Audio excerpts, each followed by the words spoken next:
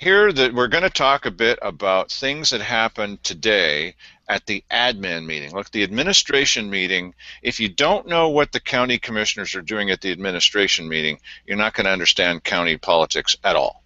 Because while some people think the Wednesday weekly business session that's live in the Ann Basker Auditorium is where the action is, that's just the ceremonial side. Oh, there's some surprises. There were yesterday.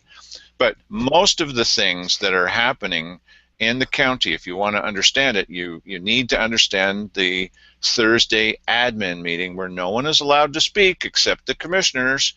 And or if they choose somebody from the audience, I like you, what do you have to say? They do that, but they've never said that to me. So that's why I'm there, is to videotape this and to be also to be sure that you understand what it is that's going on in your county, and then we bring that to you. There's often 5 or 6 fairly sizable stories that happen about that. But before we go in depth on what happened at today's meeting, because this show is supposed to be about the little things that happen that you would never hear any other place, and it's not that each of them is super important, it's that the cumulative effect is that you understand what's going on in your county. But before we get there, Mike, why don't you tell us some of the reactions you've seen to yesterday's story that we broke and the story the day before that? Go ahead. Well, it's interesting on some of the social media, Facebook pages. People are talking about the Channel 12 false story, and it kind of blew up a bit overnight. We got a couple hundred views in 24 hours, and that's, we're a small town operation. That usually doesn't happen, and that indicates a lot of interest. And people were giving kudos to BadCounty.com and Dale Matthews because for putting one's own political views below what is the truth and the story, and that you, even though you're not a huge fan of Simon Hare, that you came out to point out a wrong when it was there, even though it was against him. This probably isn't right for me to do. I have to chuckle sometimes at these, because there was a guy on one of the sites that is a big Simon Hare supporter, but he hates me. I mean, just anything that I say or do at any time, he just doesn't believe it. So apparently in his posting, he was really in a quandary, because what do you do when I'm not living up to what he tells people I am? And so he was all over me, kissing up to Simon Hare, and then his final conclusion was that everything I say is a lie. I do, Dale Matthews, and BadCounty.com, like the one lady who says you don't have a website. How do we get into a scholarly discussion with that lady when she says there's no website at all?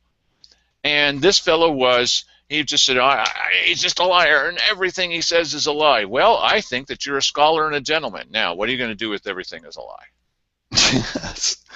Well, never is that true, that everything someone says is a lie, because everybody tells the truth now and then. But the point is that what we're concerned with is getting the story correct, and we don't have any sponsors to worry about. The only bar we have is our own measure of what is ethical to report, and we don't have a political agenda here. I mean, Dale and I both have political opinions, and many of them are opposite. So there's not one agenda that we're driving here. We're not out to get anybody, but when somebody jumps over the line and they're lying or cheating or something like that, we're going to point it out. No matter who it is, and no matter wherever the chips fall, we're just going to say, here's what, and we base it on the videotape. That's an unusual thing in this area. People are basing their heartfelt feelings on just what their heart tells them. We're not going to tell you something unless we've got the proof. Right. And the funny thing is KDRV had the proof too. They just didn't want to believe their own proof. All they had to do was look at their own videotape. It had to be exactly the same as ours, but The difference is they, they're They insisted on interpreting it the way that they had it before they walked in the door. I think that's correct, and their operation is probably really a slave to ratings, and they want to make sure that their news is interesting, and people are hanging on the edge of it, and people having a silent protest against Simon Hare is more interesting than everybody got sworn in today. End of story. Well, we don't do that because we're never interesting. I mean, okay, speak for yourself. Right. The other thing is that when I was at the city council meeting last night covering that, along with Rotary Radio and the Not So Daily Courier, at that time, and then again at 11, and we have a story about this too, Channel 12 decided to do an apology. Now, it was after a dozen. I mean, it was story number 13. I'm not paraphrasing. After a dozen stories, they came on for a few seconds, and they did take responsibility, and they said the reason that they had made this mistake was that someone had told them, basically, I'm paraphrasing, that something else was going to happen. Yeah. And then so after you looked at your videotape, why did you go along with what someone had told you? Well, because it was sexier, and listen, I understand if you're, and I don't want to call this person a rookie reporter or whatever, but I mean, if you're trying to make a name for yourself, you all, I'm sure they all want to be the one who broke the big story. And gosh, there's plenty of opportunities to do that. Heck, they could just come to the Josephine County Weekly Business Session, and they'd cover a lot more news. Yeah, but there was a problem with this one, and this is where perhaps inexperience shows. I mean, if you're really going to go down that path, you need to pick meetings that we go to where if we falsely reported what happened, nobody would know that we were wrong. But we were at this event. There were lots of witnesses. We were also taping with 2 cameras. You had yours, I had mine, and it's a little bit more difficult to gin something up. It's a little more difficult to fabricate a story when you've got, well, like with the commissioners. It's a little bit more difficult for the commissioners to fabricate stories when we're there. They still try. Yeah, it's if you have, and that's the easiest. I mean, I think in many cases our job is a lot easier than some of these reporters for some of these TV stations, because they have to go out and dig up the news. Ours is just waiting for us downtown at the weekly business session or in the admin room. There, all we have to do is go get it, and we don't have to go running all over town looking for it. And we never need to make fun of somebody because they do it to themselves. Let me tell you about Thursday meetings. The Thursday ad meeting, as I said, administration meeting, is the most important one. And it's little details, but you might be interested in a couple of these details. One of them is about Gordon Way.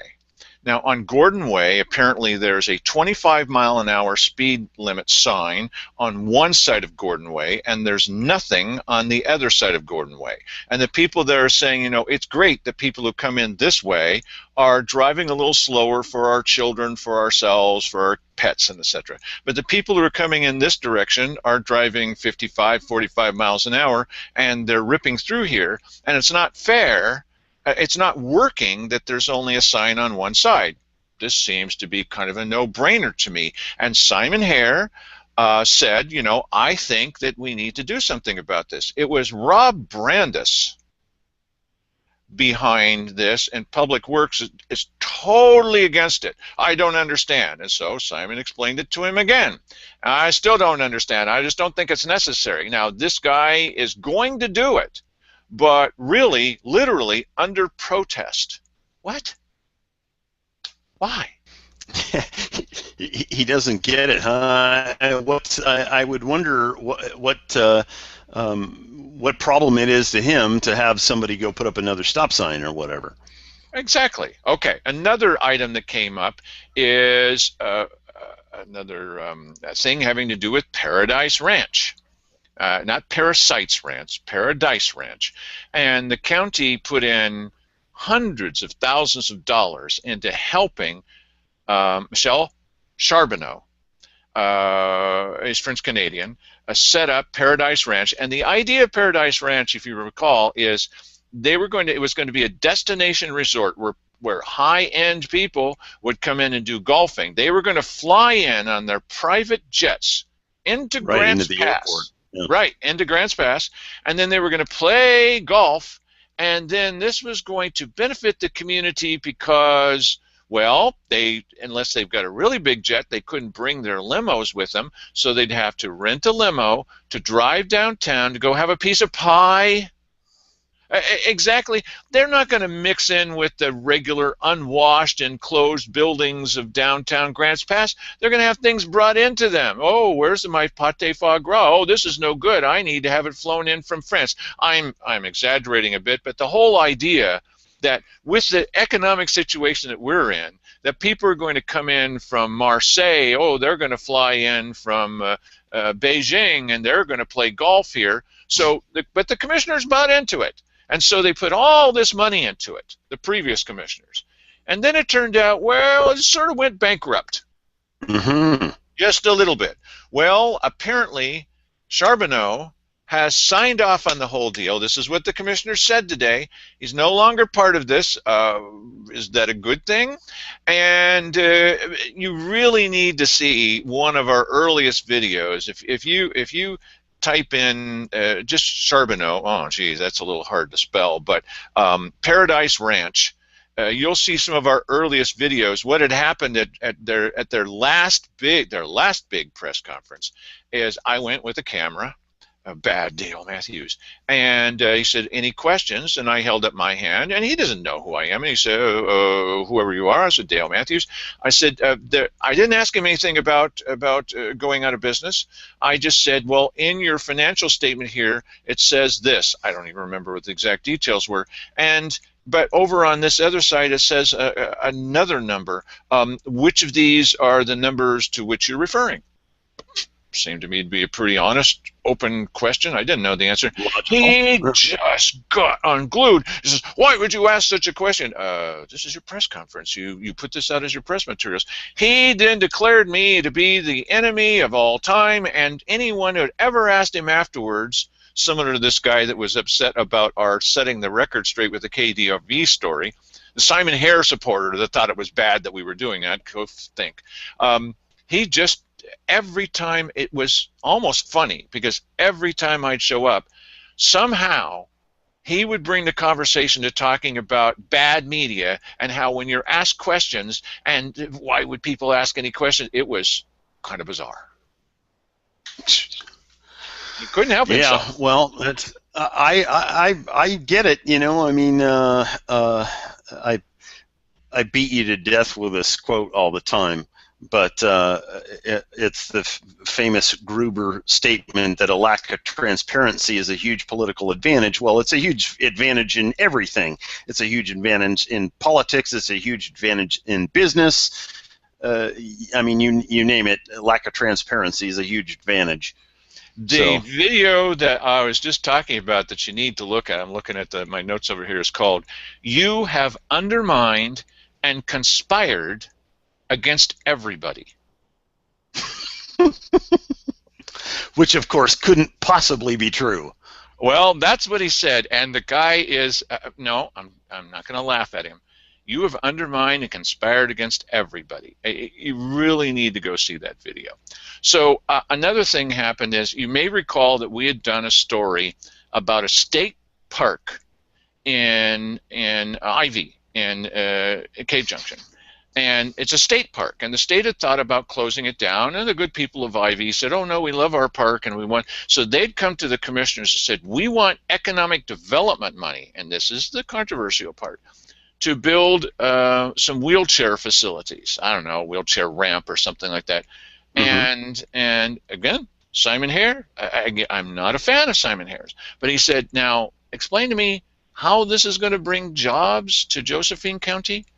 because the other two commissioners were, oh yes, this definitely has to be done. I'm not putting down the efforts of the citizens there. It's great economic development money, and they had come up with the idea, the people out there, was that if you put in some more wheelchair ramps and those kinds of things for wheelchair, specifically for wheelchair people, great, need to do that, that's going to end up generating in Cave Junction something like 210 full-time family wage jobs that are going to exist afterwards. That's ridiculous. Even Keith Heck had to say, well, yeah. Yeah, well, I mean, maybe they were concerned for once about looking stupid. They generally aren't concerned about that. But, I mean, to me, it's an odd thing that that government somehow has funds set aside for economic development, because I just see, for the most part, government being an impediment to economic development that they should remove themselves from. So I'm not a big fan of spending tax dollars on economic development, because that, I think, usually ends up having them load dollars into a cannon and fire it off, and that just makes confetti. Well, Mike, this is a state park. Now, first of all, you might ask yourself, why would we be spending money on a state park? Why isn't the state spending money on that? The state has money set aside for things like wheelchair access and Americans with disability, ADA requirements. The state has that. We've already given them our money. Why don't they spend some of our money that we gave them to do this thing for the state park? Another question is economic development. It's going to end up with 100+ jobs, full-time jobs after this is done. Because people are going to say, well, there's a park. Yeah, so, well, it's got trees and grass and little squirrels, and I'm going to move there, and I'm going to build a house, and I'm going to employ 5 full-time people. No. Well, they need to employ somebody at the bottom and the top of the ramp to push people up the ramp in their wheelchairs when they come there. This is to me very similar to the proposal that was made about the hangars at the Grants Pass Airport, Merlin Airport, where they said we don't have enough hangars, so we're going to tear down the hangars we have and put up less hangars. I'm not making this up. And that after the hangars are built, we're going to end up with something like, I think it was 6 or 8 full-time family wage jobs. No, wait a minute. This is after the hangars are built, and you're going to end up with these jobs because they're going to do what? Yeah, they're going to make additions onto the hangars to make them bigger or something. At some point, you have to stop building.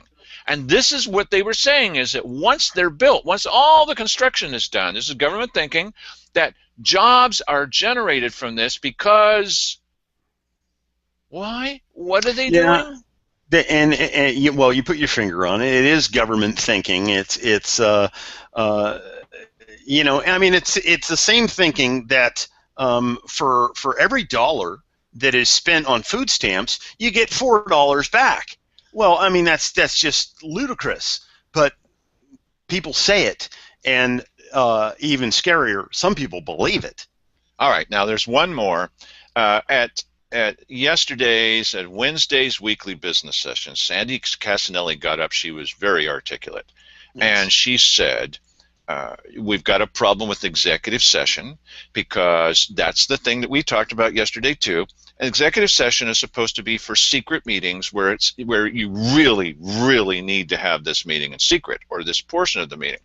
And so she said, you can't just put a listing of, we're going to talk about stuff. You're required by law, and she named the laws where you must say at least the topic names.